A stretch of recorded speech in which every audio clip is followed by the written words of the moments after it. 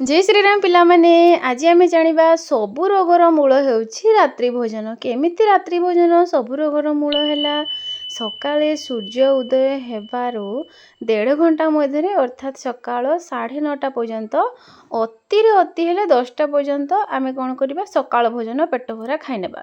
आ रात्रि भोजन सूर्यास्त हबार अध घंटा पूर्वर करनियंतु बोली जेहेतु कही अति बेसी रे सूर्यास्त हबार घंटाटे मध्य सूर्यास्त हबार घंटाटे परे मध्य आमे जदि आम कौन असुविधा हुए ताहले आमे नहीं पारिबा ताहले जे आमे रोगरू बंची पारिबा। सकाळे सूर्य उदय हेबारू 1.5 घंटा मध्य आमर जठराग्नि बहुत तीव्र थाए तामाने आमको भोक हुए। आमर जठराग्नि संबंध सूर्य सहित अछि। आमर जठराग्नि स्नान परे सबुठारु अधिक तीव्र होता है। स्नान परे पित्त बढ़ी थाए तेणु सकाळे स्नान करी भोजन करि नियंतु। एक भोजन रु अन्य भोजन मध्य 4 रु 8 घंटार अंतराल रखंतु। मझिरे किछि खांतु नहीं।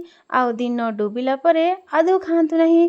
जो आजिकाली जो डायबिटीज होछि नाना प्रकार बात पित्त कफ कैंसर होछि सबु प्रकार रोगर मूल कारण होछि रात्रि भोजन। तेणु रात्रि बिल्कुल भी खांतु नहीं। भोक हेले पानी पी नियंतु। जय श्री राम।